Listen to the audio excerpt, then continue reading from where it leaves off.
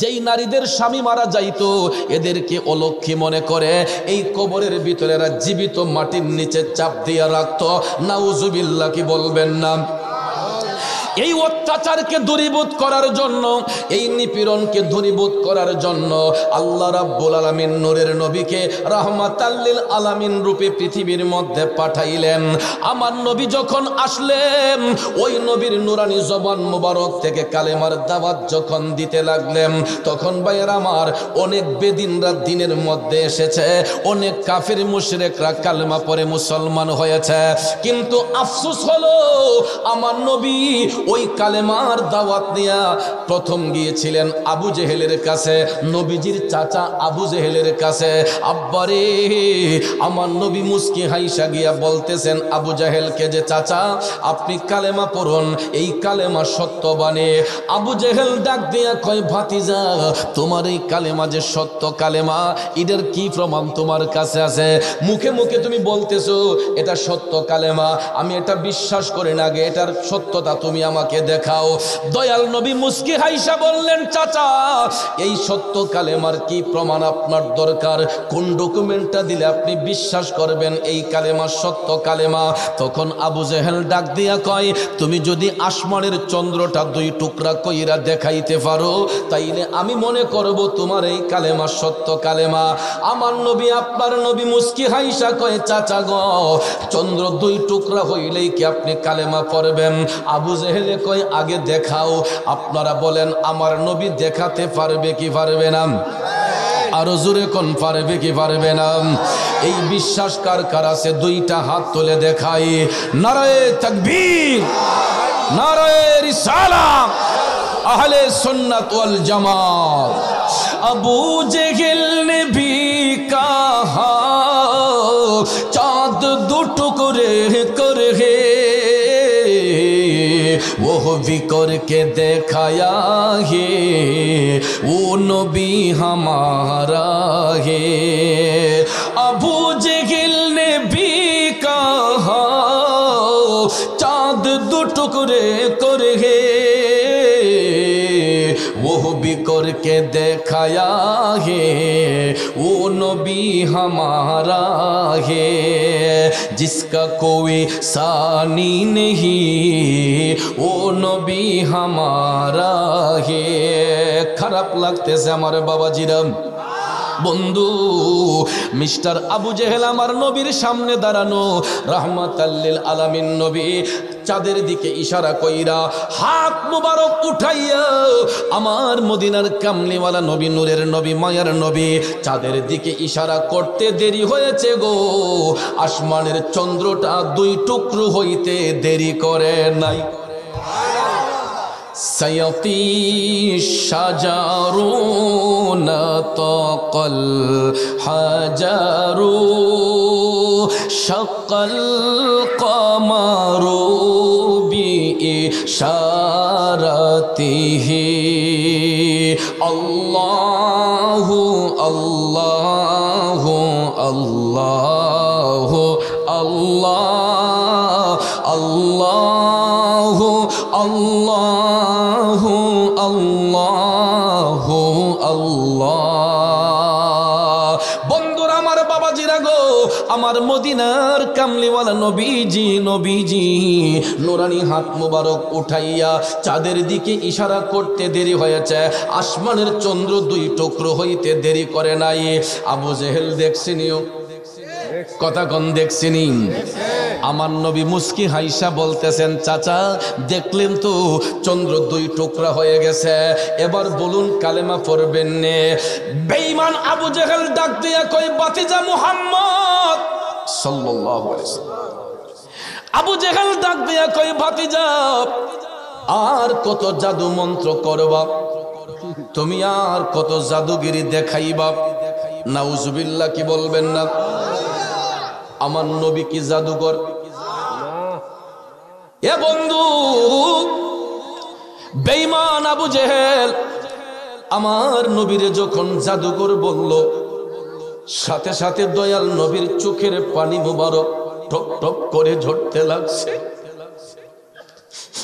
আমার নবী জ্বলন্ত মুজেজা মুবারক আবু জেহেলের চোখের সামনে দেখানোর পরেও এই বেঈমান আবু জেহেল নবীরে কয় নবী জাদুঘর। আমার নবী চোখের পানি ছাইরা টপ টপ কইরা যখন কান্না শুরু করে দিলেন, রাব্বুল আলামিন কুদরতের নজর দিয়া তাকায়া দেখতেছে আপন হাবিবের চোখের পানি ঝরতেছে। আমার আল্লাহ ডাক দিয়া কয় জিবরাইল, ও জিবরাইল, তাকায়া দেখো জিবরাইল, আবু জেহেল আমার বন্ধুর নবীর অন্তর মুবারকে কষ্ট দিয়া দিছে। আমার আল্লাহ ডাক দিয়া কয় জিবরাইল, ও জিবরাইল, আমি আমার বন্ধু নবী মুস্তাফার সামান্যতম কষ্ট সহ্য করতে পারি না। আমি আমার নবীর সামান্যতম কষ্ট সহ্য করতে পারি না। যাও জিবরাইল যাও, ওহী নিয়ে আমার বন্ধুর নিকট হাজির হইয়া যাও। আবু জেহেলের দাঁত ভাঙ্গা জবাব দিয়ে আসো। সঙ্গে সঙ্গে জিবরাইল আলাইহিস সালাম আমার আল্লাহর পক্ষ হতে ওহী নিয়ে নবীজির কদম মুবারকে হাজির হয়ে গেলেন। আল্লাহ রাব্বুল আলামিন ঘোষণা পাঠাইলেন, বিসমিল্লাহির রহমানির রহিম,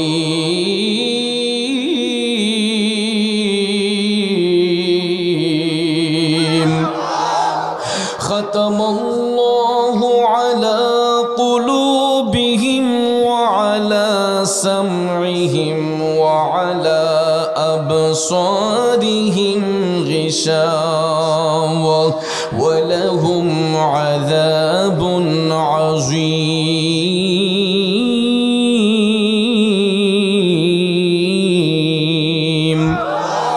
ঘোষণাকার আরো জোরে কম। আল্লাহ বলে খাতামাল্লাহ, আমি আল্লাহ মোহর মেরে দিয়েছি, শিল মেরে দিয়েছি। শুধু আবু জেহেল নয়, আল্লাহ কয় কিয়ামত পর্যন্ত যত আবু জেহেল মার্কা মুনাফিক থাকবে, এই জন্য আল্লাহ কয় আলা কুলুবিহিম, সমস্ত মুনাফিকদের অন্তরে খাতামাল্লাহ, আমি মোহর মেরে দিয়েছি আলা কুলুবিহিম, সমস্ত মুনাফিকদের অন্তরে, ওয়া আলা সামিহিম, তাদের কর্ণসমূহের মধ্যে, ওয়া আলা আবসারিহিম গিশাওয়া, এবং তাদের দৃষ্টি শক্তির মধ্যে। অর্থাৎ বেঈমান মুনাফিক যারা, আবু জেহেল মার্কা মুনাফিক যারা, এরা সত্য জিনিসটা চোখ দিয়া দেখবে, কান দিয়া শুনবে, তারপরে অন্তর দিয়া স্বীকার করবে না। এই জন্য আমার আল্লাহ কয় ওয়ালাহুম আযাবুন আযীম। ওই সমস্ত মুনাফিকদের জন্য আমি আল্লাহ যন্ত্রণাদায়ক শাস্তি নির্ধারণ করে রেখেছে। এ টুকচানপুরের বাবাজিরা, এখন আপনারা বলুন, আবু জেহেল মার্কা মুনাফিকরা এখন পর্যন্ত দুনিয়াতে আছে না নাই? এরা অতীতেও ছিল, বর্তমানেও আছে, ভবিষ্যতে থাকবে। যদি আল্লাহর কোরআন সত্য হয়, আল্লাহর কোরআন প্রমাণ করেছে আবু জেহেল মার্কা মুনাফিক যারা হবে, আল্লাহ এদের অন্তরে মোহর মারছে, চোখের মধ্যে মারছে, কানের মধ্যে মারছে।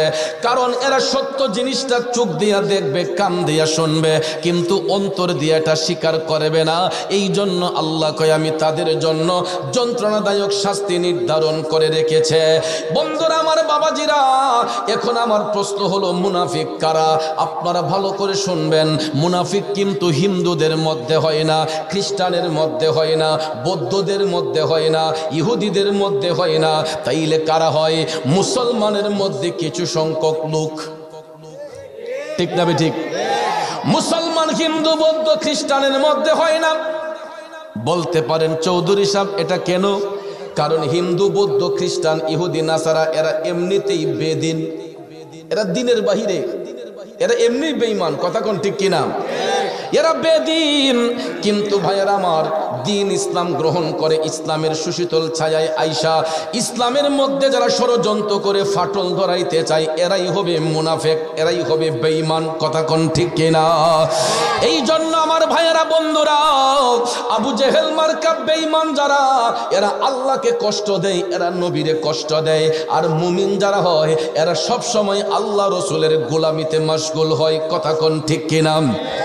এই জন্য কবি বলেছেন, ওরে বিয়াদবে রাসূল যারা নবীর দেখা পাবে না, গোলামে রাসূল হইবে যারা নবীজি তাদের বলবেন না।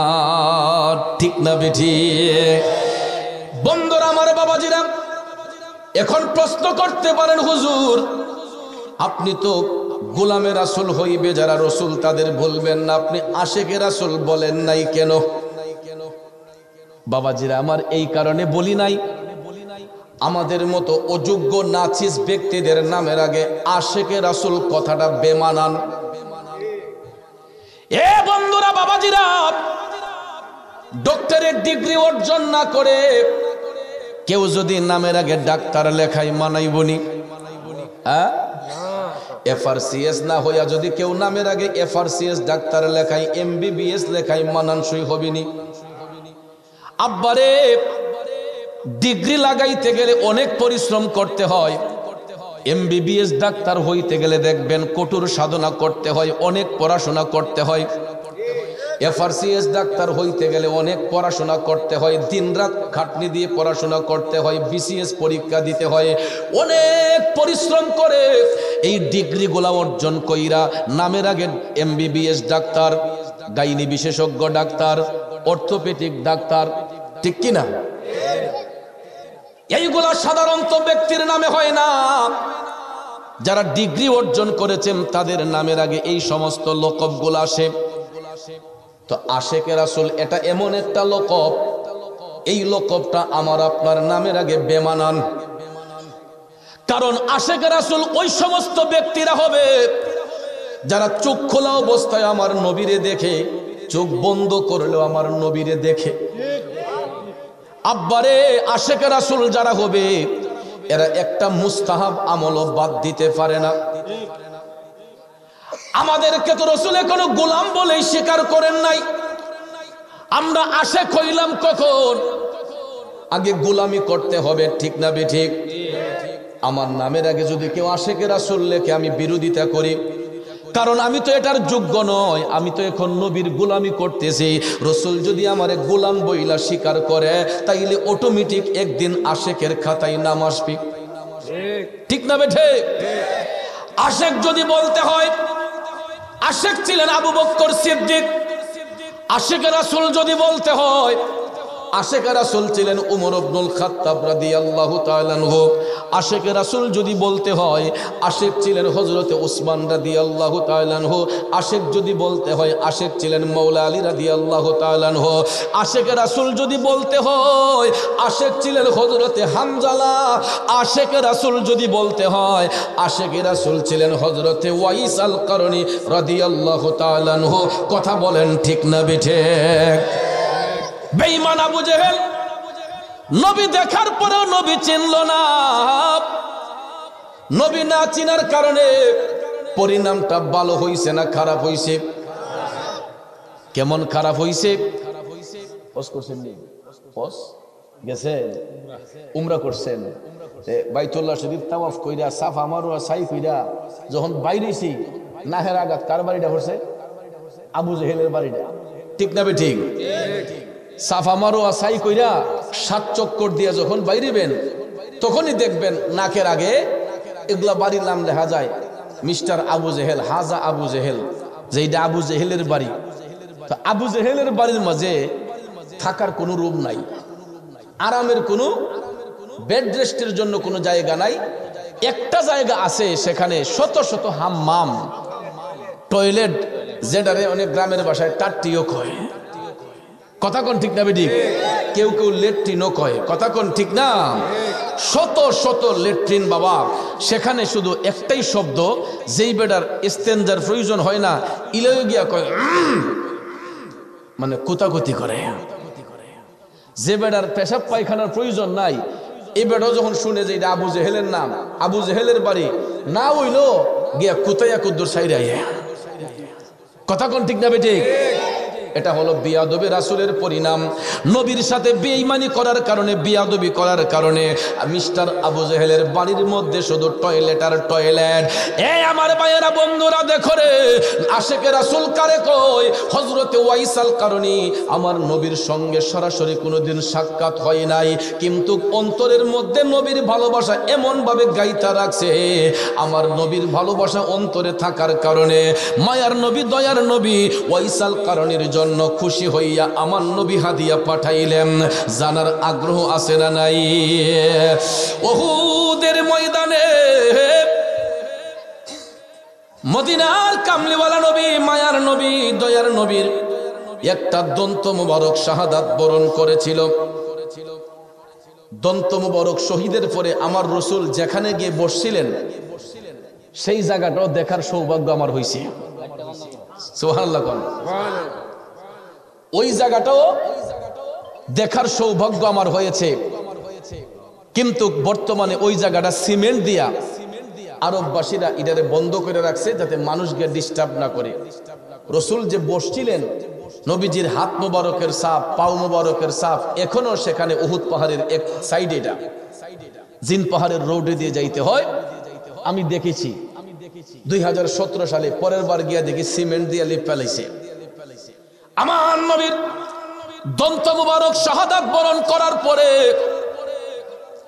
কাশফুল কুলুবের মাধ্যমে জানতে পেরেছিলেন হযরতে ওয়াইসাল কারণী যে নবীজির দাঁত মুবারক শাহাদাত বরণ করেছে। এখন এটা উপরের পাড়ি থেকে পড়লো না নিচের পাড়ি থেকে পড়লো? ওয়াইসাল কারণী সেটা ভাবতে শুরু করলেন, কোন দাঁতটা পড়লো, উপর থেকে নাকি নিচ থেকে পড়লো। সর্বপ্রথম তিনি উপরের পাড়ি থেকে একটা দাঁত টান দিয়া খুললেন, এও ইনজেকশন দিয়ে অচেতন করে নয়, স্বজ্ঞানে স্বমস্তিষ্কে ওয়াইসাল কারণী প্রথমে নিজের উপরের পাড়ি থেকে একটা দাঁত টান দিলেন। রক্তটা যখন ফিচকি মেরে বের হয়ে গেল, ওয়াইসাল কারণী কান্দে, না জানি আমার দিনের নবীর কত কষ্ট হইছে রে। ওয়াইসাল কারণী কই, না জানি আমার নবীর কত আঘাত লাগছে, কত ব্যথা লাগছে। ওয়াইসাল কারণী কই, না এটা না, মনে হয় নিচের টান। তখন নিচের পাড়ি থেকে তিনি টান দিয়া আরেকটা দাঁত খুলে ফেললেন, ফিচকি মেরে রক্ত বের হয়। ওয়াইসাল কারণী কই, না মনে হয় এটাও না। উপর থেকে আরেকটা দাঁতে ধরে টান দিলেন, কয় না মনে হয় এটাও না। এই রকম ভাবে একবার উপরে একবার নিচে, একবার উপরে একবার নিচে ধইরা টানতে টানতে টানতে টানতে রে এ টুকচানপুরের বন্ধু আমার নবীর মহব্বতে, নবীজির কষ্টে ব্যথিত হইয়া ওয়াইসাল কারণী নিজের 32টা দাঁত মোবারক আমার জিন্দা নবীর প্রেমে কুরবান কইরা দিছে।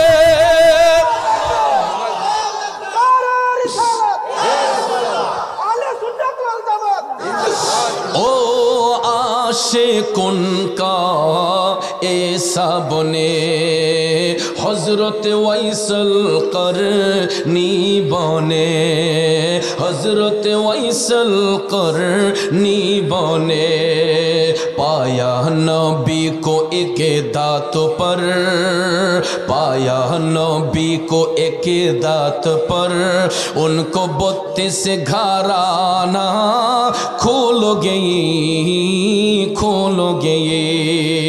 इश्क नबी दिल में पैदा करो, क्या रसूल खुदा को भूलोगे भूलोगे। কষ্ট হচ্ছে আমার বাবাজিরা, চিন্তা করে দেখো যুবক, ও মুরব্বী বাবাজিরা, আমার মা বোনরা গো, যেই প্রেমিক একটা দাঁতের সংবাদ পাইয়া নিজের 32টা দাঁত খুলতে পারে নবীর জন্য, ওই পাগলার সিনার মধ্যে আমার নবীর ভালোবাসা কতটুক থাকতে পারে, কেমন পরিমাণ থাকতে পারে। এবার আপনাদের বিবেকের মধ্যে ছাইরা দিলাম, আসুন সামনে যাই। রসুল ওই আশেক পাগলের জন্য কেমন হাদিয়া পাঠাইলেন এবার শুনে নেই। আমার নবী পৃথিবীতে এসেছেন মানব রূপে সূরতে বাশার রূপে 63 বছর এই জমিনের মধ্যে আমার রাসূল দ্বীনের দাওয়াত দিয়েছেন, সত্যের পয়গাম পৌঁছেছেন, ঠিক কি না? 63 বছর জিন্দেগি কাল মোবারক কাটানোর শেষ প্রান্তে যখন নবী আসলেন, মাজলিসের মধ্যে বৈশা রাসূল আলোচনা করতেছেন। হযরতে ওমর রাদিয়াল্লাহু তাআলা আনহু, হযরতে মাওলা আলী রাদিয়াল্লাহু তাআলা আনহু মাজলিসের মধ্যে উপস্থিত। অসংখ্য সাহাবায়ে কেরাম আমার রাসূল যখন তালিম প্রদান করতেছেন বাবাজিরা, হঠাৎ করে দেখা যায় নবীজির শরীর মুবারকের জুব্বা মুবারক খানা নূরে ঝলঝল করতেছে। আমার নবীর পোশাক মুবারক পৃথিবীর শ্রেষ্ঠ পোশাক, এর চাইতে পোশাক আর হইতে পারে না। আমার নবীজির পোশাক মুবারক নূরে ঝলঝল করতেছে। হযরতে ওমর ইবনুল খাত্তাব রাদিয়াল্লাহু তাআলা আনহু, ওনার চেহারার মধ্যে যখন ফোকাস লাইট আসতেছে, নবীর জুব্বা মুবারকের ঝিলিক যখন মারতেছে, হযরতে ওমর রাদিয়াল্লাহু তাআলা আনহু দাঁড়ায়া গেলেন।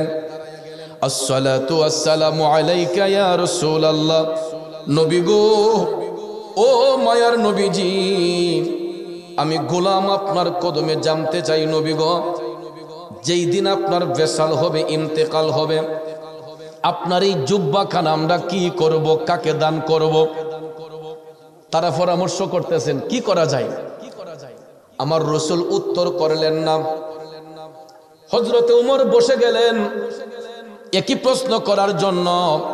হযরতে মাওলা আলী দাঁড়ালেন।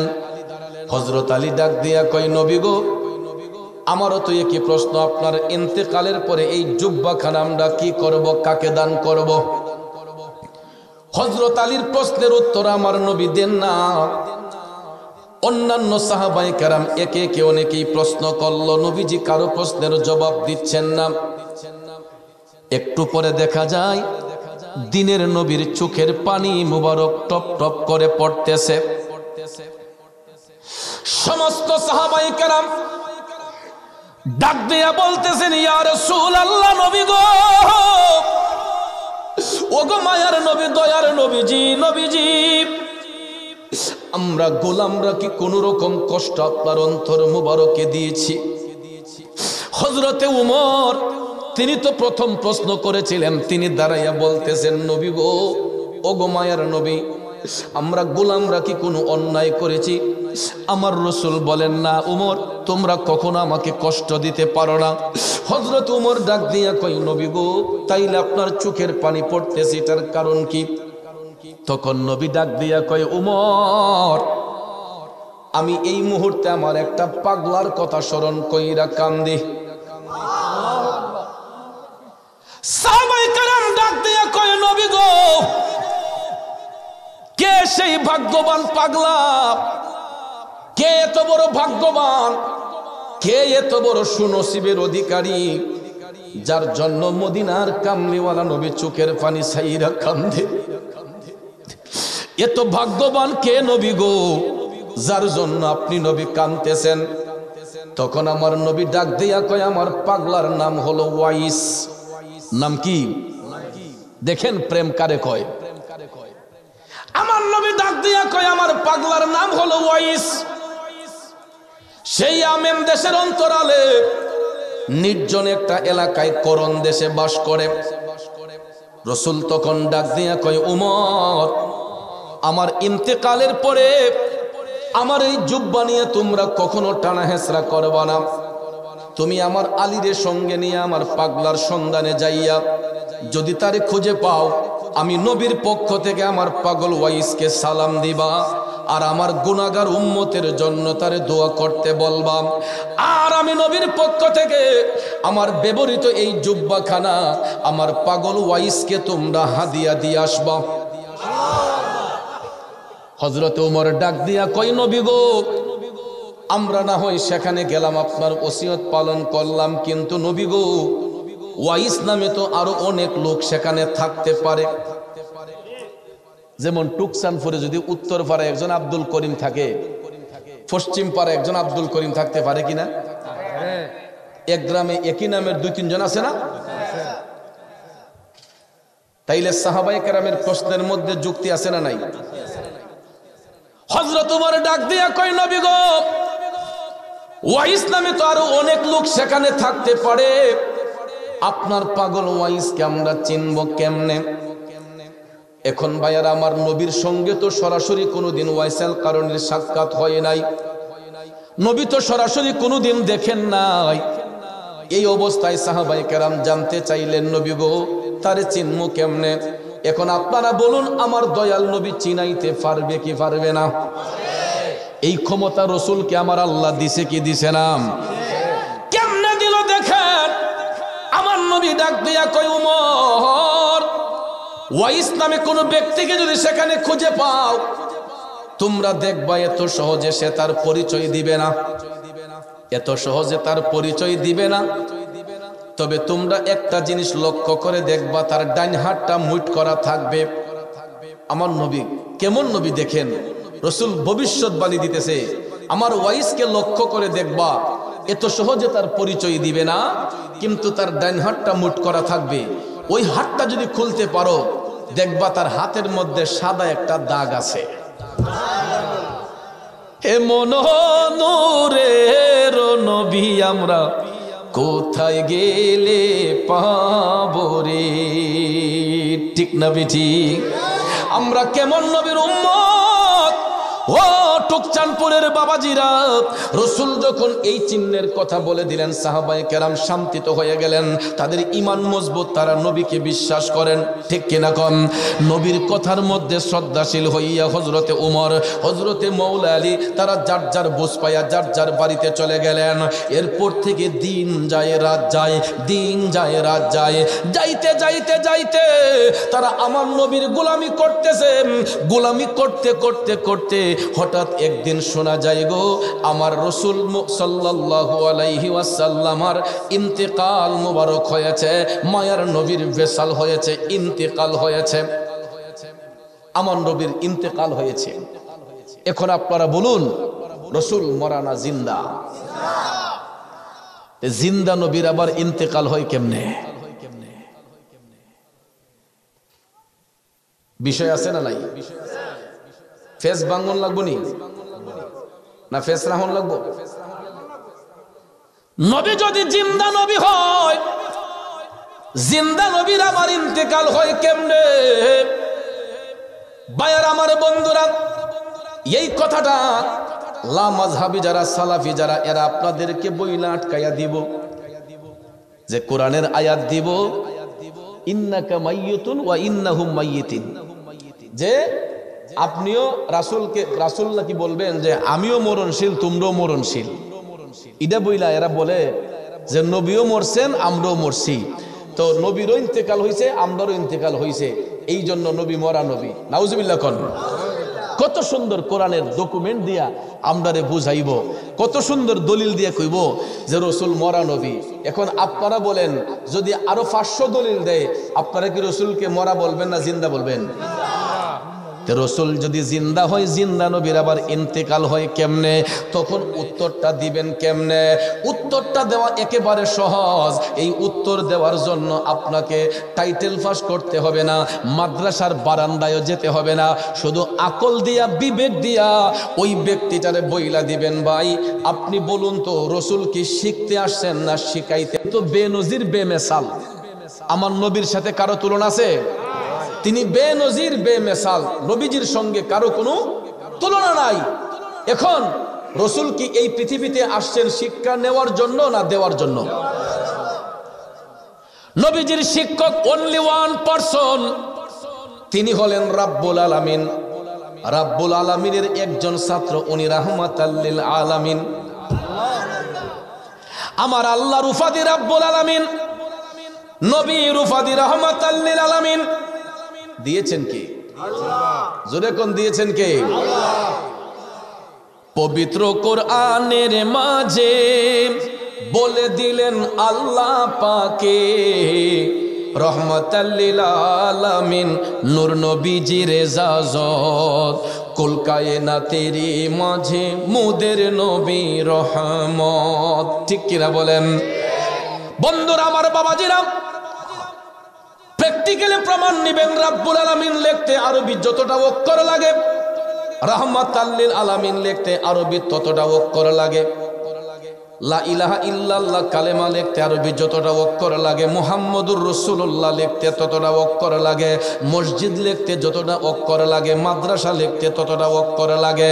এ টুকচাঁদপুরের প্রেমিকরা নামের সাথে নাম মিলাই আপন হাবিবরে ইজ্জত দিছে কে? আরো জোরে কোন কে? ওয়া রাফা'না লাকা যিকরাক। আল্লাহ কয় হাবিব, দুনিয়ার মানুষ ইজ্জত দিলেই কি না দিলেই কি, আপনার ইজ্জত আপনার প্রশংসা তো আমি আল্লাহ বাড়াইয়া দিছি। কথা কোন ঠিক কিনা?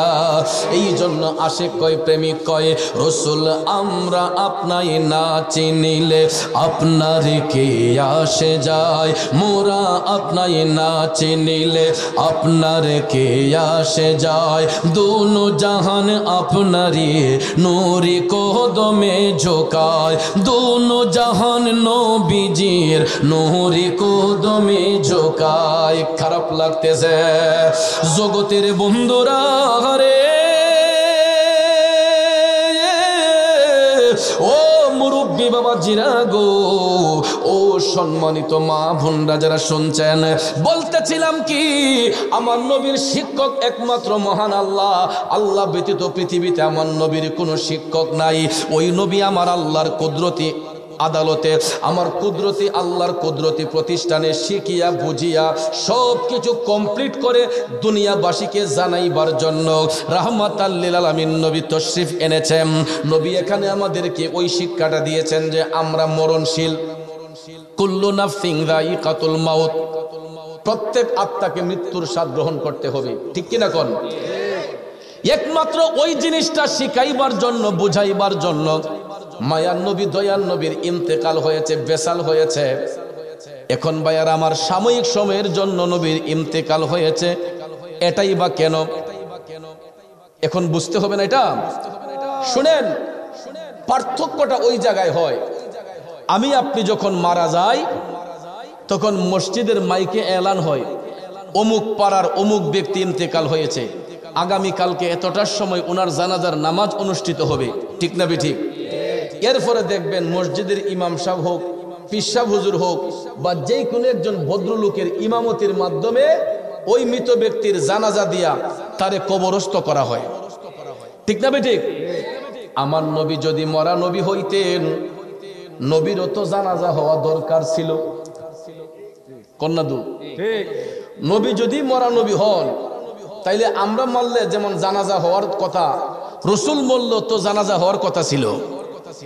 পৃথিবীর সমস্ত আলেমরা মিলিয়া কোরআন সুন্নাহর আলোকে একটা দলিল প্রমাণ দেন যে নবীর ইন্তেকালের পরে জানাজার নামাজ পড়াইছেন অমুক সাহেব। পারবেনি কেউ? আমি 10 লক্ষ টাকার চ্যালেঞ্জ দিয়ে গেলাম, নীল আকাশের নিচে এমন কোন মায়ের সন্তান যদি একটা দলিল দিয়া সহিহ সনদে প্রমাণ করতে পারে নবীর ইন্তেকালের পরে জানাজার নামাজ পড়াইছেন অমুক সাহাবী বা অমুক নবী, অমুক ব্যক্তি, তাকে 10 লক্ষ টাকা পুরস্কার দেব। কারণ আমার নবী হায়াতুন নবী, জিন্দা নবী। এই জন্য বলা হয়েছে আল আম্বিয়াউ আহয়াউন, সমস্ত নবীগণ জিন্দা, ফি কুবুরিহিম, আপন আপন রওজা শরীফে ইউসাল্লুন, তারা নির্দিষ্ট টাইমে সালাত আদায় করেন। চিল্লায়ে বলেন সুবহানাল্লাহ। আরো জোরে কোন সুবহানাল্লাহ। কারণ হায়াতুন নবী গো জানি আমরা ইমানে, হায়াতুন নবী গো জানি আমরা ইমানে। কষ্ট হচ্ছে আমার ভাইয়েরা, গভীর মনোযোগ মনোযোগ। এবার আপনারা বলুন আমার নবী মরা না জিন্দা? এই কারণে জিন্দা, কারণ জিন্দা নবীর কোনো ইন্তেকাল হইলেও জানাজার নামাজ হয় নাই। এই কারণে রসুলের বেসাল হওয়ার পরে জানাজা হয় নাই। যার জানাজাই হয় নাই তারে আমরা কেমনে মরা বলবো? উনি হায়াতুন নবী, জিন্দা নবী। কথা বলেন ঠিক কিনা? এবার আসুন মূল আলোচনায় চলে যাই। আমার নবীর বেসালের পরে, ইন্তেকাল মোবারকের পরে রওজা শরীফে রসুল আরাম করতেছেন।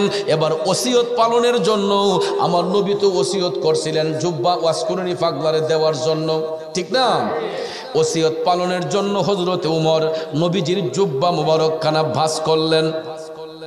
হযরত আলীরে বললেন, আলী চলো, নবী তো বলছেন তোমাকে সাথে নিয়ে যাওয়ার জন্য। আমরা পাগলের সন্ধানে যাই। তখন তারা দুইজন নবীজির ব্যবহৃত জুব্বা মুবারক হাতের মধ্যে লইয়া তারা যখন রওনা হলেন ইয়ামেন দেশের উদ্দেশ্যে, বাবারে যাইতে যাইতে যাইতে ইয়ামেন দেশের মধ্যে তারা গিয়া যখন পৌঁছালেন, এখন করণ দেশটা তারা খুঁজে পায় না। কারণ ইয়ামেন হলো একটা প্রদেশের নাম। এই প্রদেশের অন্তরালে ছোট্ট একটা এলাকার নাম টুকসানপুর, ঠিক না ঠিক? ভৈরব একটা উপজেলা। এই উপজেলার অধীনে এমনও গ্রাম আছে আপনারা টুকসানপুরের মানুষও জানেন না, আছেন এমন? যেমন আমি নিজেও ভৈরব চিনি, টুকসানপুর চিনি না, আজকেই প্রথম চিনলাম, এও লোকের মারফতে। এটা যে ভৈরব উপজেলা আমি এটাও জানতাম না। তো এরকম ভাবে মনে করেন ভৈরব একটা উপজেলা, আপনারা টুকসানপুরের মানুষ। এই উপজেলার অধীনে এমনও গ্রাম আছে এই উপজেলার মানুষই আপনারা জানেন না, আছে না নাই? ইয়ামেন একটা প্রদেশের নাম। ওই প্রদেশের অন্তরালে ছোট্ট একটা এলাকার নাম করণ। ওই করণ দেশের মধ্যে ওয়াইসাল কারণী বাস করেন। এখন ইয়ামেন দেশের মধ্যে উপস্থিত হইয়া হযরতে উমর এবং মওলা আলী তারা করণ দেশটা তাল্লাশ করতেছেন। কেউ ঠিকানা বলতে পারে না, কারণ অনেকেই চিনে না। ঠিকানা তাল্লাশ করতে করতে করতে একদিন দেখা যায় বিরাট বড় একটা মাজলিসের মধ্যে তারা বসা, অনেক লোক। এই মাজলিসে হযরত উমর ওয়াজ করতেছেন, মওলা আলী ওয়াজ করতেছেন। সুবহানাল্লাহ কোন। তো হযরত আলী তিনি তো বেলায়েতের মূল, বেলায়েতের বাদশা, কথা কোন ঠিক না? মওলা আলী বলতেছেন হযরত উমরকে যে ও আমিরুল মুমিনিন, আমরা এখানে যেহেতু অনেক লোক আছে, এখানে তাল্লাশ করে দেখি করণ দেশের কোনো লোক এখানে আইসিনি। হযরত উমর বললেন কথাটা অযৌক্তিক না। তখন হযরত উমর তিনি বললেন, মাজলিসের ভাইয়েরা, ও মাজলিসের ভাইয়েরা, আপনাদের এই মাজলিসের মধ্যে করণ দেশের কোন লোক এখানে আসছেননি। এমন সময়ে দেখা যায় 4-5 জন লোক হাত তুললা কয় হুজুর আমাদের বাড়ি করণ, আমরা করণ দেশ থেকে আসছি। হযরতে উমর সঙ্গে সঙ্গে তাদেরকে বললেন, ভাইয়েরা আপনারা একটু আমাদের কাছে আসেন। এরা ছিল পিছনের সারির বসা, এদেরকে সামনে আনলেন। সামনে আইনা হযরতে মওলা আলী বলতেছেন, ভাই আপনাদেরকে আমরা এই কারণেই ডাকছি, বলুন তো আপনাদের এলাকায় ওয়াইস নামে কোনো লোক বাস করে? এরা কয় না হুজুর, ওয়াইস নামে তো কোনো লোক আমাদের সমাজে বাস করে না। বিষয়টা দুঃখজনক। এই কথা শোনার পরে হযরত উমর আবার বললেন, আচ্ছা ভাই, ওয়াইস নামে কাউকে আপনাদের এলাকায় চিনেন আপনারা? তখন লোকেরা ডাক দিয়া কয়, হুজুর ওয়াইস নামে কোন লোক আমাদের সমাজে বাস করে না, তবে ওই নামের একটা পাগলা আছে আমাদের এলাকার মধ্যে হুজুর। সে তো লোকালয়ের অন্তরালে বাস করে, লোক সমাজে বাস করে না, মানুষের অন্তরালে, লোকালয়ের অন্তরালে। আমাদের এলাকায় নির্জন একটা জঙ্গল আছে, প্রায় সময় দেখি ওই জঙ্গলার মধ্যে একটা গাইড কাদের মধ্যে লইয়া আসা যাওয়া করে। হুজুর সে তো আমাদের কারো সঙ্গে কথাবার্তা বলে কম, আমাদের কারো সঙ্গে তো যোগ জিজ্ঞাসা রাখে না, প্রায় সময় দেখি একটা গাইড কাদের মধ্যে লইয়া জঙ্গলার ভিতরে আসা যাওয়া করে। ওয়াইস নামে ওই পাগলাটারে আমাদের এলাকার মধ্যে আমরা চিনি। টপ টপ করে চোখের পানি ছাইরা হযরত উমর বললেন, ও করণ দেশের ভাইয়েরা, ওই পাগলটাকে আমাদের প্রয়োজন, আমরা ওই পাগলাটাকেই খুঁজতে এসেছি, ওই পাগলাটার কাছে আমরা যাইতে চাই। তখন লোকেরা ডাক দিয়া কই, হুজুর করণ দেশে এত লোক থাকতে পাগলারে তাল্লাশ করবেন কেন? এই পাগলারে খুঁজতেন কেন এত মানুষ থইয়া? আসলে মুরব্বীরা একটা কথা বলে, যে যারে চিনে সেই তারে কিনে। মানিকে মানিক চিনে, রতনে রতন। এরে টুকসানপুরের ভাই বাবাজিরা, যাইয়া দেখেন এই টুকসানপুরের মধ্যে এমন কিছু পাগল আছে, দেখলে হয়তো আমাদের কাছে তারে নোংরা মনে হয়। টুকচানপুরে গিয়া দেখেন, এই এলাকায় গইরা দেখেন, এমন কিছু পাগল আছে দেখতে হয়তো তার নোংরা মনে হয়, আজাব লাগে আমার আপনার কাছে, কিন্তু যাইয়া দেখেন এই নোংরা ব্যক্তিটা আউলাকে সে পাগল বেশে ঘুইরা আমার মৌলার সাথে এমন ফ্যানের কালেকশন ফিট করছে যেটা আমরা লেবাস লাগাইও করতে পারি নাই। কথা বলেন। এই জন্য কোনোদিন রাস্তার পাগল দেখলে এদেরকে অবজ্ঞা করেন না, পছন্দ হইছেন না ফাঁস কাটে আই ফিরেন, পাগল নিয়ে কোনোদিন তামসা করেন না, কারণ কে কোন ভাবে আছে এটা তার মালিকই ভালো জানে। মন ভাঙ্গে না মসজিদ ভাঙ্গে, ভাঙ্গে আমার আল্লাহর ঘর, এ ভাঙ্গে আমার আল্লাহর ঘর, মন মন্দিরে আল্লাহর বাড়ি, ব্যথা দিস না তার ভিতর। ঠিক না বেঠিক? আরে মন ভাঙ্গে না মসজিদ ভাঙ্গে, ভাঙ্গে আমার আল্লাহর ঘর, মন মন্দিরে আল্লাহর বাড়ি, ব্যথা দিস না তার ভিতর। এ টুকচানপুরের বাবাজিরা রে, ও বন্ধুরা আমার, মানিকে মানিক চিনে, রতনে রতন, যে যারে চিনে সেই তারে কিনে। এই জন্য আব্বা করণ দেশের লোকরা করণ দেশ থেকেও পাগল ওয়াইস করণীকে চিনতে পারে নাই, কিন্তু মদিনার কামলিওয়ালা নবী ঠিকই তারে বন্ধুরূপে গ্রহণ করছে। কথা কোন ঠিক কিনা? এই জন্য আমার ভাইয়েরা, আশেক কয় প্রেমিক কয়, মন যদি দিতে হয় নবীকে দিও, ভালো যদি বাসতে হয় নবীকে বাসো। ঠিক কি না? একজন আরেকজনকে মন দেওয়া দেওয়া করলে মাঝে মাঝে আমার আপনার প্রেমের মধ্যে ফাটল ধরে যায়। ঠিক না বেঠিক? এক ছেলে আরেক মেয়েকে ভালোবাসছে, এক ছেলে এক মেয়েকে ভালোবাসছে, দুইজনের মধ্যে প্রেমের সম্পর্ক হয়েছে। কিছু কিছু ক্ষেত্রে দেখবেন অনেক সময় ভালোবাসার মধ্যে ফাটল ধরলে পরে দেখবেন একজন আরেকজনের চরিত্র নিয়ে মন্তব্য করে। ঠিক না? আমার আপনার দুনিয়াতে যে প্রেম করি একজন আরেকজনের সঙ্গে, এটার মাঝে কলঙ্ক আছে, কিন্তু আমার নবীর সঙ্গে প্রেমের কালেকশন ফিট করলে কোনো কলঙ্ক নাই। এই প্রেম অমর। কথা কোন ঠিক কিনা? এই জন্য যুবক ভাইয়েরা, ওয়াইসাল কারণী এমন একটা প্রেম আমার নবীর সঙ্গে করছে, সমাজের মানুষের সঙ্গে তিনি কম চলাফেরা করতেন, উঠা বসা কম করতেন, কারণ তিনি সব সময় আমার মৌলা পাকের ধ্যানে থাকতেন, আমার নবীর মহব্বত অন্তরে নিয়ে দুরুদে মগ্ন থাকতেন। কারণ লোকালয়ের মধ্যে থাকলে, মানুষের মধ্যে থাকলে ইবাদতের মধ্যে ব্যাঘাত ঘটবে, এই জন্য তিনি লোকালয়ের অন্তরালে থাকতেন। ওয়াইসাল কারণী যখন লোকালয়ের অন্তরালে থাকে এই কথা জানতে পারলেন, তখন হযরত উমর বললেন, ভাই ওই পাগলটাকে আমাদের দরকার, একটু মেহেরবানি করে পাগলার কাছে আমাদেরকে নিয়ে যাবেননি। এলাকার লোকজন কয়, হুজুর আমরা নিয়ে যাইতে পারি, কিন্তু জঙ্গলার ভিতরে ঢুকতে পারতাম না। কেন? তখন লোকেরা কয়, হুজুর জঙ্গলের ভিতরে তো হিংস্র প্রাণী থাকে, বাঘ সিংহ থাকে, এগুলার ভয়ে, ভাগ বল্লুকের ভয়ে আমাদের এলাকার কেউ এই নির্জন জঙ্গলার ভিতরে যায় না। হযরতে উমর হাইসা দিলেন যে আসলে আপনারা হিংস্র প্রাণীর ভয়ে যান না, ঠিক আছে, তা আমাদেরকে শুধু লোকেশনটা দেখাই দিবেন। কয় হুজুর ঠিক আছে।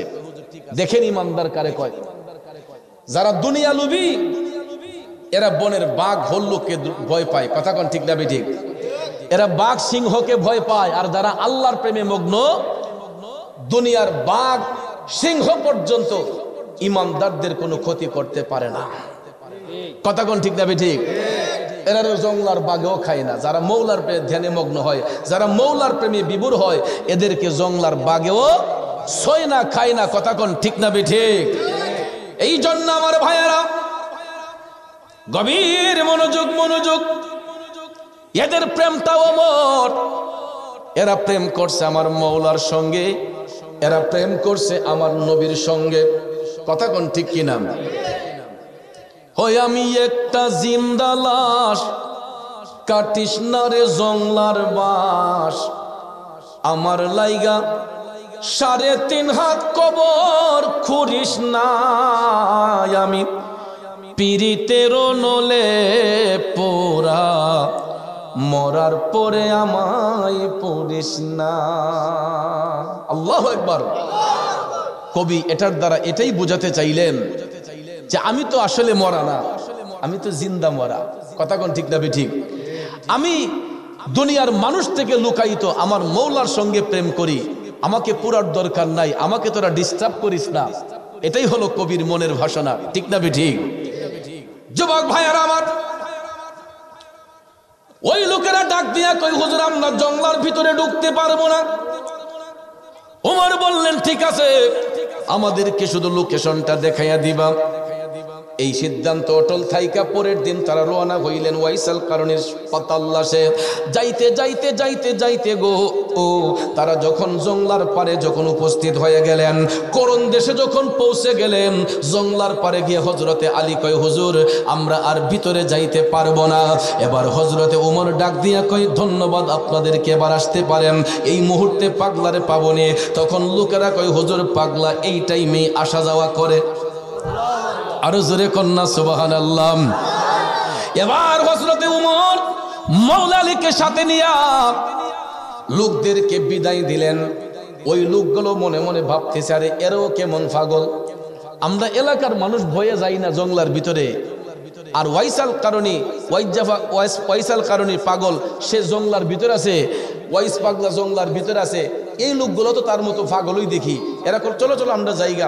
এরা যখন চলে গেছে হযরতে উমর মাওলা আলীকে সাথে নিয়া তারা দুইজন জঙ্গলার ভিতরে ঢুকছেন। ঢুইকা দেখে গো হযরতে ওয়াইসাল কারণী কিবলামুখী হইয়া নামাজের মাধ্যমে আমার মওলা পাকে সিজদা করতেছে। আরো জোরে কন্যা সুবহানাল্লাহ। ও নামাজ পড়ো রে গহীনে ডুবিয়া নামাজ পড়ো, পঞ্চয়াত্তা মুক্তা দিয়া জ্ঞানী মন সাজাইও রে গহীনে ডুবিয়া নামাজ পড়ো। নামাজ পড়ো রে গহীনে ডুবিয়া নামাজ পড়ো। কথা কোন ঠিক কিনা? নামাজ শুধু পড়লে হবে? নামাজ শুধু পড়লেই হবে না, যদি নামাজটা নামাজের মতো না হয়। কি ঠিক না ঠিক? নামাজ পড়লাম সুদ খাইলাম, ইতা কথা কইলে তো আবার অনেকের কষ্ট লাগবে।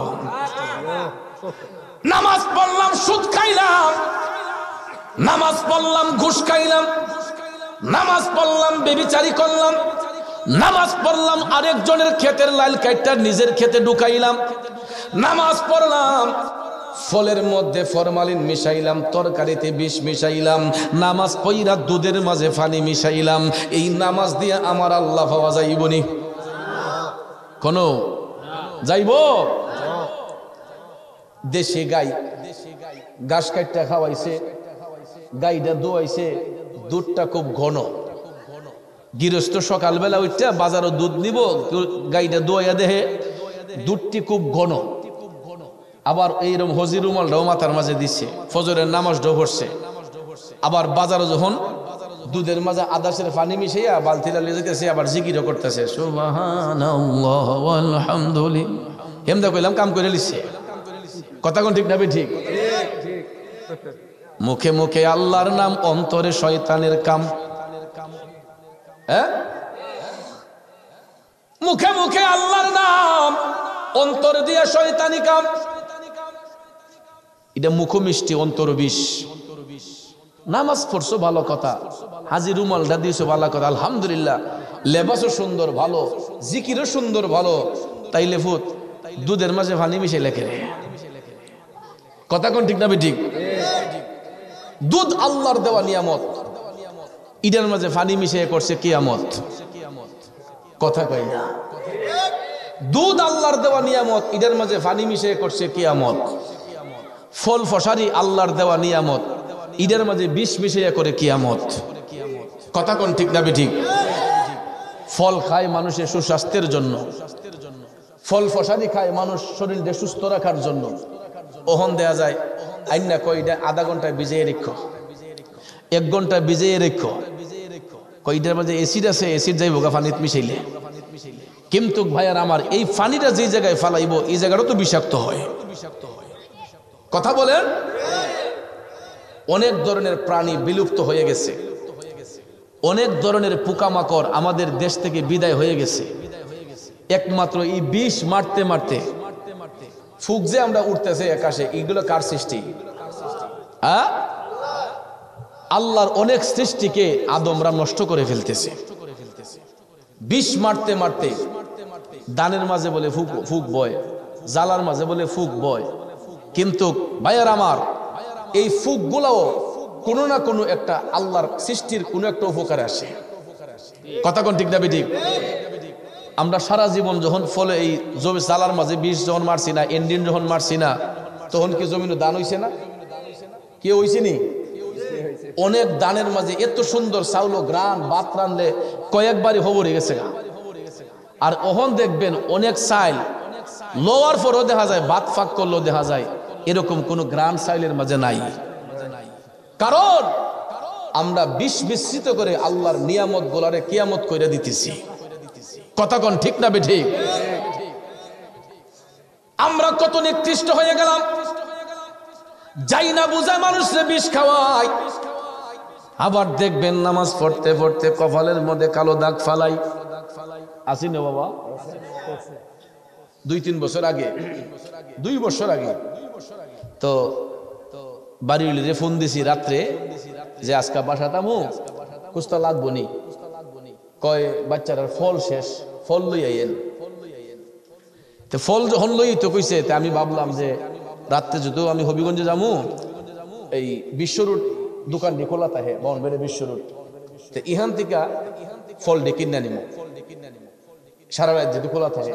তো আনুমানিক 2:30 কি 3 এমন টাইম তে গিয়া দেখছি অনেকটি ফুলাফান, আর এর মাঝে একজন মুরব্বী নামাজ ফেরা, ওনার কালো দাগও আছে। ভাবছি বলে এবার আমার বেজাল দিত না। গেছি মুসল্লির দ্বারা গিয়া সালাম দিছি, আসসালাম আলাইকুম, কাহা বালা আসেনিও? আসি বাজার, আল্লাহ ভালোই রাখছে। শীতের বাজার কেমন বালা তাহাম? আমি কই কথাটা তো সত্যি। কাহা ফল কমলাটি ভালোই বনি, করা মিষ্টি 100%। হ্যাঁ, আঙ্গুরটি কাহা কেমন হইব? কয় চিনি যেমন মিষ্টি হইব, নেন। তো বিশ্বাসের উপরে আমি কইলাম যে হ্যাঁ আপনি এমন জায়গাতে রাখছেন ফল, আমি যে আধবার একটা লোমো এই সুযোগ তো নাই। আমার 2 কেজি কমলা দেন আর 1.5 কেজি আঙ্গুর দেন, আপনার উপরে বার। এরপরে আরো আনার টানার মিলাইয়া কমলা লইছি 2 কেজি, বাসাত নিয়ে আর টেবিলে রাখছি নি। সকালবেলা বাড়ি উঠছে, এটা থামাইতো ওহন দেহে যে এর ভিতরে কমলা আছিল, 2 কেজি কমলার মাঝে মনে হয় 1 কেজি ফসা। 1 কেজি ওই কমলা ইডি টিপ দিল, এটা মানে বলবলা পানি বাইরিতেছে। তাইলে চিন্তা করলাম যে একটা নামাজি মানুষ দেখা ফল ডি লইলাম, আমার থেকে হয়তো উনি 140 টাকা, তখন 140 টাকা কেজি আছিল কমলার, তো 140 টাকা আমার থেকে বেশি নিল গা। তো ইডা নিয়ে কি এবার বাড়ির দালান উঠে যাবো গা? বিল্ডিং উঠবো, দালান উঠবো? তাইলে এই যে দেখেন হালালের মধ্যে হারাম মিশ্রিত করে যাই না বুঝা একটা মানুষের সঙ্গে প্রতারণা করছে। এই লোকটা যখন নামাজ পড়া আরেকজনের দিলে আঘাত দিয়ে নামাজটা পড়লো, এই ব্যক্তির নামাজ দিয়ে কি আমার আল্লাহর সন্তুষ্টি আসবে? কথা কোন আসবে? কারণ আমার আল্লাহ বলেছেন ইন্নাস সালাতা তানহা আনিল ফাহশাই ওয়াল মুনকার, নামাজ আল্লাহর বান্দাদেরকে অশ্লীল কাজ থেকে, খারাপ কাজ থেকে বিরত করে। কিন্তু এই সমাজের মধ্যে দেখা যায় নামাজ পড়া গিয়া আরেক বেটার ক্ষেতের লাইল কাটে, নামাজ পড়া আরেকজনের বদনাম করে, গীবত করে। এই জন্য বাজান যে এই নামাজের মধ্যে রিয়া থাকবে, ফখর থাকবে, হিংসা থাকবে, ক্ষতি থাকবে, এই নামাজ দিয়ে কখনো আল্লাহর সন্তুষ্টি হবে না। যেই কারণে নামাজ নামাজের মতো পড়তে হবে।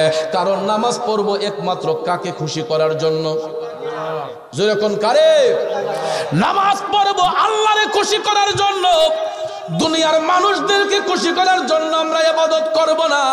বন্ধুরা, বাবাজিরা, ওই ব্যক্তিটা নামাজ পড়ে আল্লাহকে খুশি করার জন্য ওয়াইসাল কারণে তিনি জঙ্গলার ভিতরে যখন সিজদারত অবস্থায় নামাজ পড়তেছেন, হযরতে উমর মাওলা আলী অপেক্ষা করতেছেন।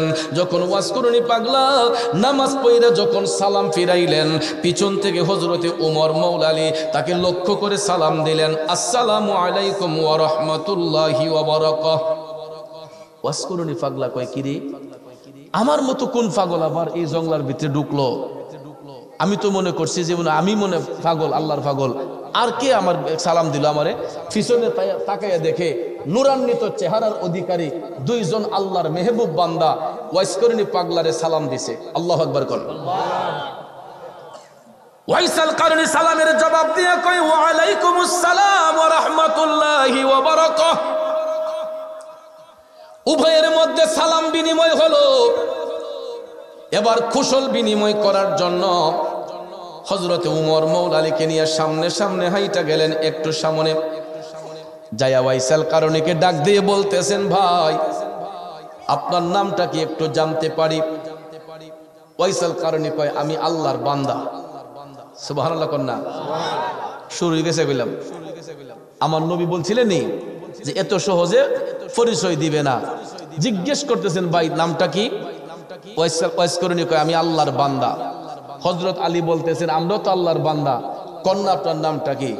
পাগলে কয়, আমি এমন একজন নবীর উম্মত যিনি রাহমাতাল লিল আলামিন। তখন হযরতে আলীর মনে হয়ে গেল আমার নবী তো ডাক দিয়া বলেছিলেন যে এত সহজে তার পরিচয় দিবে না। এই মুহূর্তে হযরতে উমর লক্ষ্য করে দেখতেছেন ডান হাতটা সত্যি সত্যি মুঠ করা। আমার নবীজি মদিনা শরীফ থেকে বলেছিলেন আমার পাগলের হাতটা মুঠ করা থাকবে, যদি তার হাতের মুঠ খুলতে পারো দেখবা সাদা একটা দাগ আছে। সঙ্গে সঙ্গে হযরত উমর পাগল ওয়াইস করণীর হাতের মধ্যে ধইরা বললেন, ভাই একটু মেহেরবানি করে হাতটা খুলেন। হাতটা যখন খুললেন, আমার মদিনার কামলিওয়ালা নবী যেই সাদা চিহ্নের কথা বলেছিলেন, ওই সাদা চিহ্নটা সত্যি সত্যি পাগলার হাতের মধ্যে দেখা যায়। আরো জোরে কন্যা আল্লাহু আকবার। ওরে কে বলে রে আমার নবী গায়েব জানে না, এলেমের শহর গো নবী শাহে মদিনা। কোরআন হাদিস পড়লেই শুধু আলেম তো হয় না, নবীর প্রেমে মজনু যারা তারাই মাওলানা। ঠিক কিনা বলেন? আরে নবীর ইশকের পাগল যিনি,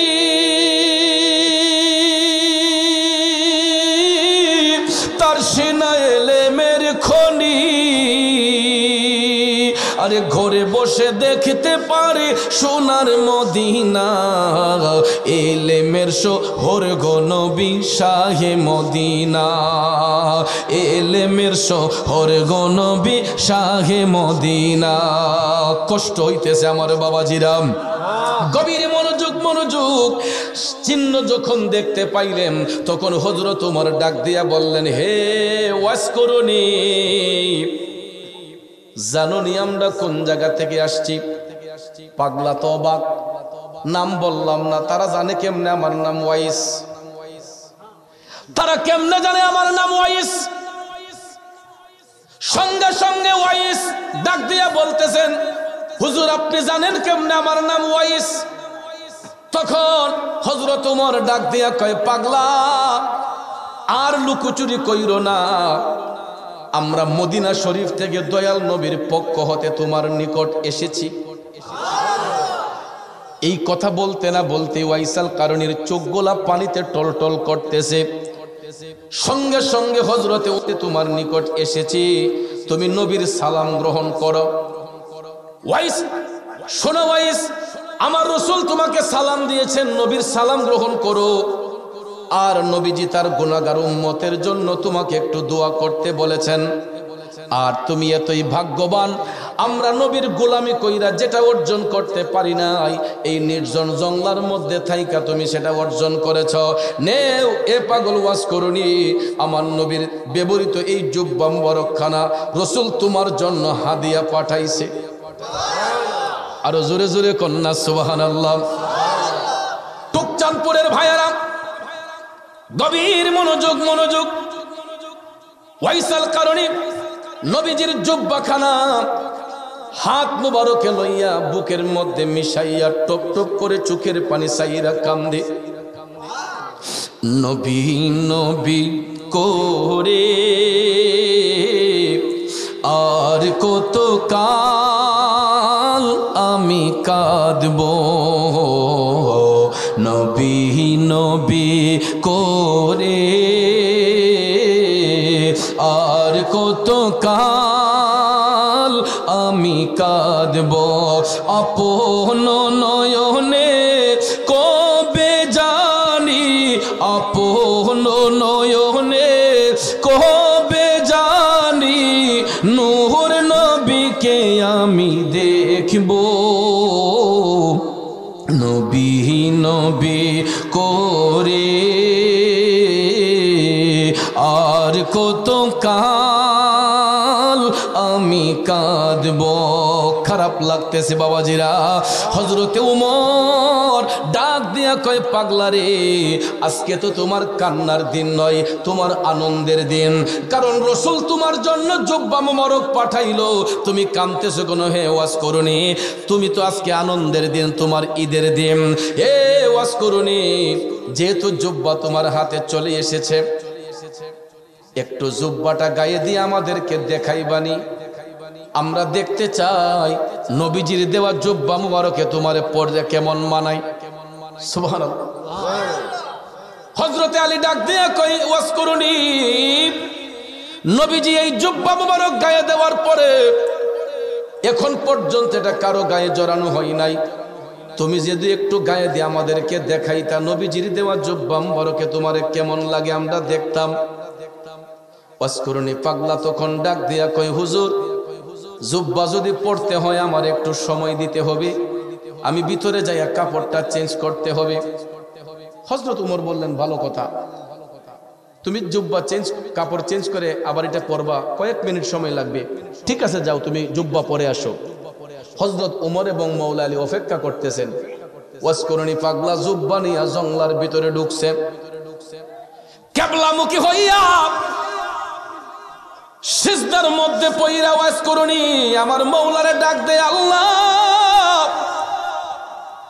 তোমার হাবিবের পক্ষ হতে আমি অধম পাগলের জন্য একখানা জুব্বা মোবারক হাদিয়া আসছে, আল্লাহ গো তুমি যদি অনুমতি দাও আমি পাগলা এই জুব্বা খানা গায়ে দিতে পারি।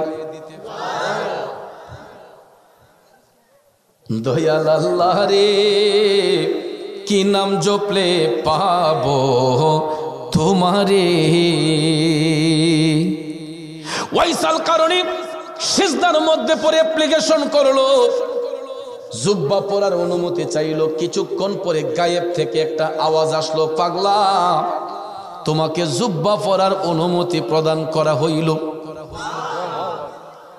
তারপরও তো দেখা যায় ওয়াজ করুনি পাগলা সিজদা থেকে মাথা উঠায় না, জমিনের মধ্যে আমার মৌলার সিজদা দিয়া কান্দে আর কয়, আল্লাহ তুমি অনুমতি দিয়েছো, তবে এই জুব্বা আমি গায়ে দিব না। গায়েব থেকে আওয়াজ আসলো, পাগলা জুব্বা গায়ে দিবে না কেন? তুই তো অনুমতি চাইলে জুব্বা পরার জন্য, এখন অনুমতি পাইয়া জুব্বা গায়ে দিবি না কেন? ওয়াজ করুনি পাগলা কয়, আমি এই জুব্বা কেমনে গায়ে জড়াই? আল্লাহ এই জুব্বা পাবার জন্য হযরতে উমর সহ হযরতে আলী সহ সমস্ত নবীর উম্মতরা দেওয়ানা ছিল, আজকে তাদেরকে বাদ দিয়ে আমি একা কেমনে জুব্বাটা গায়ের মধ্যে জড়াইয়া নেই? ওয়াজ করুনি পাগলা তখন ডাক দিয়া কয়, আল্লাহ তবে হ্যাঁ আমি এক শর্তে এই জুব্বা আমার গায়ে জড়াইতে পারি, যদি তোমার হাবিবের উম্মতের গুনাহ মাফ করে দাও। আরে প্রেম সেল মারিল কলিজায়, ওয়াজ করুনি পাগলায়, প্রেম সেল মারিল কলিজায়, সর্বঙ্গে বিষে দৌড়ে ঔষধে না কারি করে, আরে দেখলো কত ডাক্তার আরো যায়, ওয়াজ করুনি পাগলাই, প্রেম সেল মারিল কলিজায়, বন্ধুরে ওয়াজকুরুনি পাগলা যখন এই কথা বলছে, আল্লাহ ওই শর্তে আমি জুব্বা পড়তে পারি যদি তুমি তোমার হাবিবের উম্মতের গুনাহ মাফ করে দাও। আমার আল্লাহ কয় রে পাগল তো এমন জায়গায় কাম করতেছে, আমি তো ক্ষমা না দিয়ার পারতাম না। তখন আল্লাহ তাআলা কুদরতের জবান দিয়া ডাক দিয়া কয়, পাগলা তুই সিজদা উঠাইয়া নে যা, তুই এত করে বললে তোর উসিলায় আমি আমার হাবিব নবী মুস্তাফার কয়েক হাজার উম্মতের গুনাহ মাফ করে দিলাম। পাগলা কয় বাকিরা দোষ করছে কি? সুবহানাল্লাহ কোন কয়েক হাজার মাফ করলা, আরো যে আছে হেরা দোষ করছে কি? পাগল ওয়াজকুরুনি সিজদায় পইরা কয়, আল্লাহ যতক্ষণ তোমার হাবিব নবী মুস্তাফার উম্মতের গুনাহ ক্ষমা না করবা ততক্ষণ পর্যন্ত আমি এই জুব্বা গায়ে দিব না, সিজদা থেকে উঠব না। আমার আল্লাহ ডাক দিয়া কয়, পাগলা এত করে যে তুই বলতেছস, যা আমার হাবিবের দেওয়া জুব্বা মুবারকের যতগুলা সুতা আছে, সুতার উপরে যতগুলা লোমের আঁশ রয়েছে, এর চাইতে ৩-৪ গুণ বেশি মাফ করে দিলাম। পাগলা কয় তাও মানলাম না। সুবহানাল্লাহ কোন আরে প্রেম কি দন লোকে বলে, চিনে না কোলের ছেলে, যদি তারে কেহ না শিখায়। ঠিক না বে ঠিক? আরে প্রেম কি দন লোকে বলে, চিনে না কোলের ছেলে, যদি তারে কেহ না শিখায়। মালিক তুই আমারে প্রেম শিখায়া, তুই আমার প্রেম শিখাইয়া কোন দোষে গেলে সারিয়া, ওরে প্রেম ফাঁসি লটকায়া গলায় ওয়াজকুরুনি পাগলাই, প্রেম সেল মারিল কলিজায়। বন্ধুরে পাগলা ডাক দিয়া কয়, আল্লাহ তাও মানলাম না, যতক্ষণ তোমার হাবিব নবী মুস্তাফার সমস্ত উম্মতের গুনাহ ক্ষমা না করবা আমি জুব্বাও পরব না, সিজদা থেকেও উঠব না। করিম রহিম নামটি তোমার, আল্লাহু কাদের গুণী আমি পাপী ডুইবা যাইতাম নি। মৌলাজি তোমার রহিম নামটি থাকিতে আমি পাপী ডুইবা যাইতাম নি। টুকচানপুরের বাবাজিরা গো, ও যুবক বন্ধুরা, ১ নম্বর ডাকের উত্তর আসলো, ২ নম্বর ডাকের উত্তর আসলো, ৩ নম্বর ডাক দিয়া যখন ওয়াজকুরুনি পাগলা সিজদায় পড়েই কামতেছে, হযরত উমর মাওলা আলী তারা তো অপেক্ষায় ছিলেন। এরা কয় কিও এত সময় লাগে কেন, পাগলা কোথায় গেল? তখন হযরতে উমর মাওলা আলীকে সাথে নিয়ে জঙ্গলার ভিতরে ঢুইকা দেখতেছেন ওয়াজকুরুনি পাগলা সিজদার মধ্যে পইরা আবারও কান্নাকাটি করতেছে। তখন হযরতে উমর ডাক দিলেন, পাগলা হে ওয়াজকুরুনি, এখনো কি জুব্বা পরার সময় হইল না? ডাক দিতেই ওয়াজকুরুনি পাগলা সিজদা থেকে উঠছে, উঠটা কয় হুজুর এই মুহূর্তে ডাকটা দেওয়া উচিত হইছে না। সুবহানাল্লাহ কন্যা। কিন্তু ডাক না দিয়েও তো কোনো উপায় ছিল না। ডাক দেওয়ার মাঝে একটা হাকিকত আছে। হাকিকতটা হলো, যদি ডাক না দিতেন তাইলে পাগলে এমন প্রেমের খেলা খেলছিল, এশকের সাগরে পইরা আমার মৌলা পাকের এশকের দরিয়ার মধ্যে জুস পড়ে গেছিল। কিন্তু ভাইয়ার আমার, আল্লাহ যদি সবাইরে ক্ষমা কইরা দেয় তাইলে 3টা সিফতি নাম বাদ পড়ে যাবে, রহমান, রাহিম, গাফফার। এই 3টা নামের গুণে আল্লাহ বান্দারে রহম করে, দয়া করে, ক্ষমা করে। ঠিক না ঠিক? এই জন্য ভাইয়ের আমার, ওয়াইসাল কারণী সিজদার মধ্যে পড়ে যখন কান্না করতেছে, 3 নম্বর ডাক আসার আগেই হযরত উমর গিয়া ডাক দিলেন।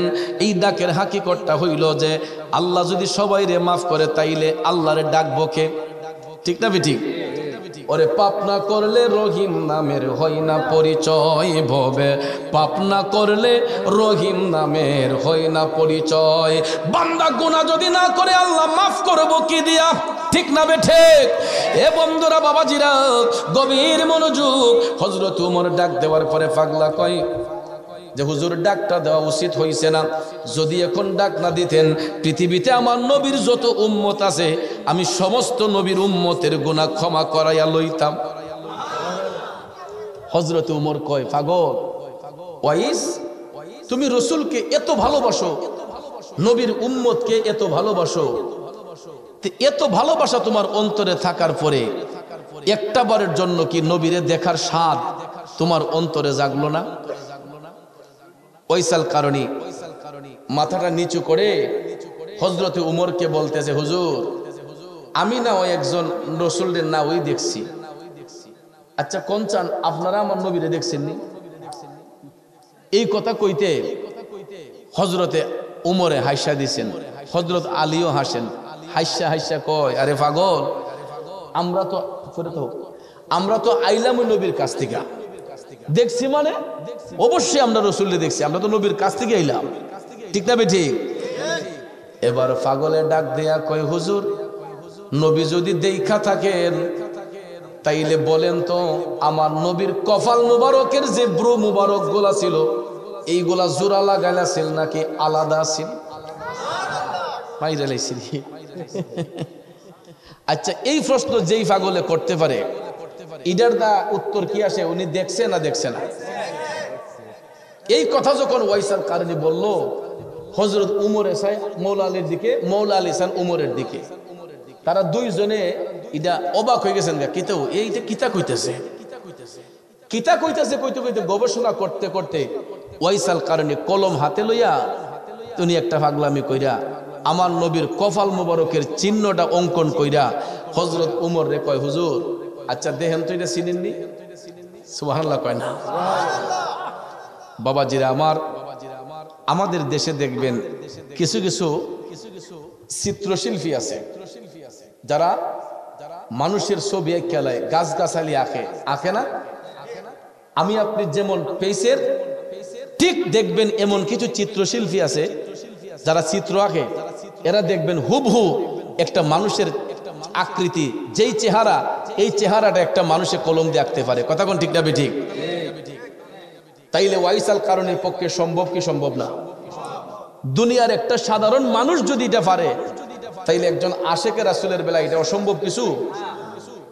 ওয়াইসাল কারণী ডাক দিয়া কই, হুজুর দেখেন তো এটা চিনেননি? হযরত উমর ডাক দিয়া কই, পাগলা এ ওয়াজ করুনি, এ তো দেখছে আমার নবীর কপাল মুবারক। পাগলা রে, হে ওয়াজ করুনি, তুই তো কোনোদিন আমার নবীরে দেখস নাই, পাগলা তুই জানলে কেমনে আমার নবীর কপাল মুবারক এই রকম ছিল? কই হুজুর নবী দেখার জন্য মদিনা শরীফ যাওয়া লাগে না? আরো জোরে কোন না? নবী দেখার জন্য মদিনা শরীফ যাওয়া লাগে না? পৃথিবীর যেই প্রান্ত থেকে নবীর উম্মতরা, নবীর গোলামরা নবীরে দেখতে চায়, আমার রসুল যেহেতু হাজের, ওই জায়গা থেকে উম্মতকে রসুল দেখা দিতে পারে, ঠিক না বেঠিক? আমার আপনার পক্ষে হয়তো মক্কা শরীফ মদিনা শরীফ যাওয়া সম্ভব নয়, রসুল আমাদের কাছে আসতে পারেন, এই বিশ্বাস আছে না নাই? নবীর আইতে কি কোনো গাড়ি লাগবো, প্লেন লাগবো, উড়োজাহাজ লাগবো, জাহাজ লাগবো? কিছুই লাগবে না। শুধু আমার রসুল যদি রহমতের দৃষ্টি দেন তাহলে রসুলের নূরানী চেহারা মুবারক আমার আপনার সামনে হাজির হয়ে যাবে, ঠিক কিনা কোন? হযরত আলী কয়, তোমার সব কথা মানলাম, এরপরও তো একটা বারের লাগিয়া তুমি নবীর কাছে যাওয়া উচিত আছিল। তখন ওয়াজ করুনি পাগলা কয়, হুজুর আমি ইতিপূর্বে আরো 3 বার গেছি। কয়বার? ইতিপূর্বে আমি 3 বার মদিনা শরীফ গেছি নবীরে দেখার জন্য, যেই কোনো কারণে আমার সাথে সরাসরি দেখা হয় নাই। শেষবারের বার যখন আমি যাইতে প্রস্তুতি নিছি তখন রসুল আমাকে নিষেধ করেছেন যাওয়ার জন্য। আল্লাহু আকবার কর।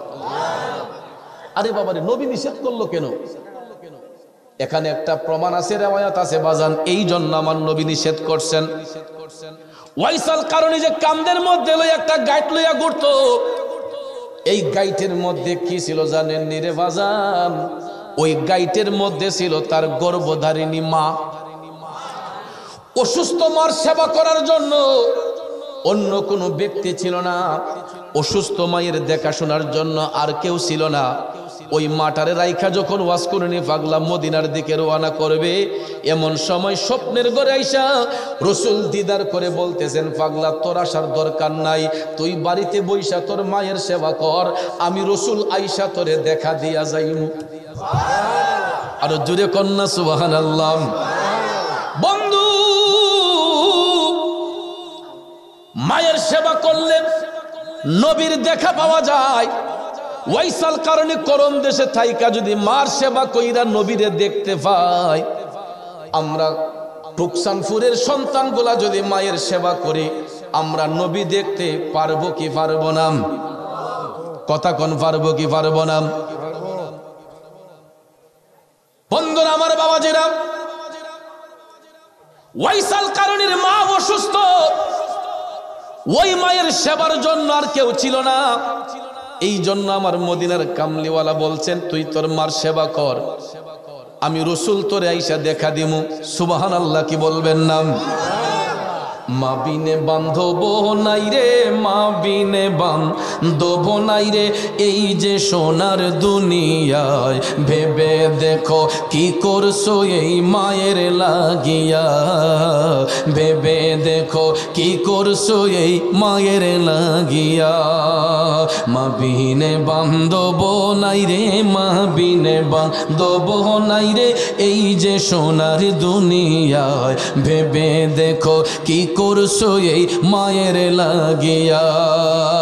টুকচানপুরের সন্তানেরা রে, আমাদের ঘরের মধ্যে মা আছে, আজকে কত সন্তান ওই মারে দুঃখ দেয়, ওই মারে কষ্ট দেয়, আসেনি? কিন্তু ওই সন্তানটা যখন মায়ের আঁচল থেকে একটু দূরে থাকে, মা দুঃখিনীটা পাগলিনীর মতো হইয়া যায়।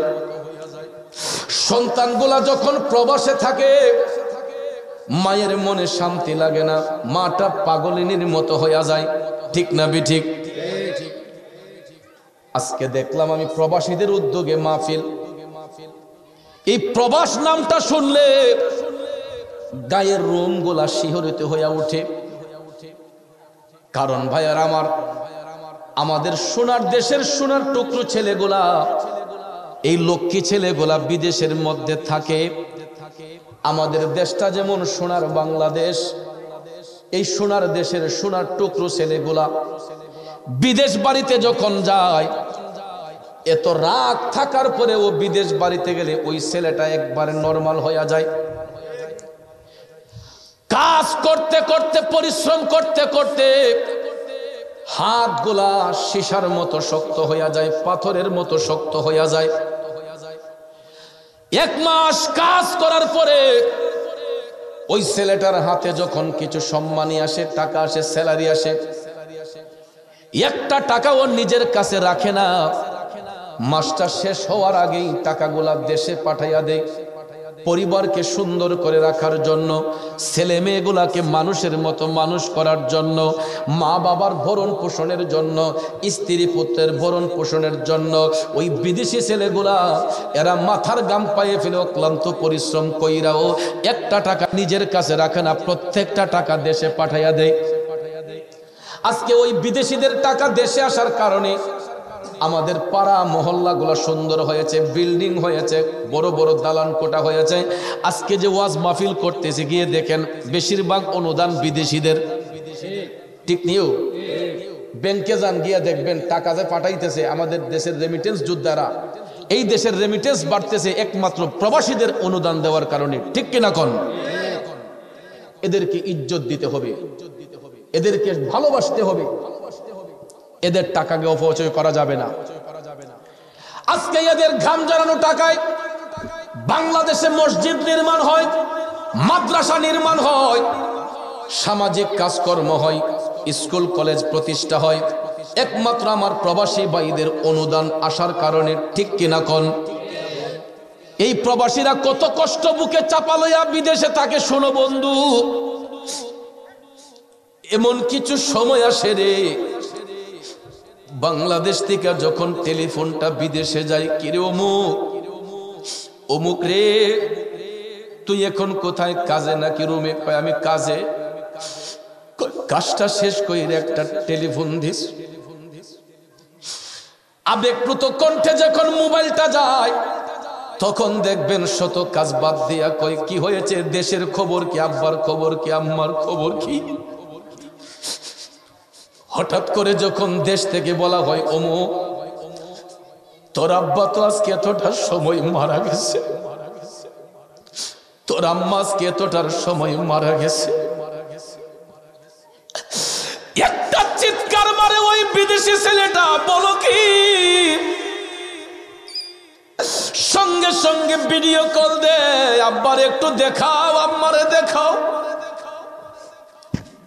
পাখির মতো ছটফট করে, পাখির মতো ছটফট করে, খাঁচার ভিতরে পাখি রাখলে যেরকম ছটফট করে, ওই বিদেশি ছেলেগুলা দেশে যখন মা মারা যায়, বাবা মারা যায়, জানটা দেহের মধ্যে থাকার পরেও মার জানা যায়, বাবার জানা যায়, অনেক প্রবাসীরা ঈশা শরীক হতে পারে না।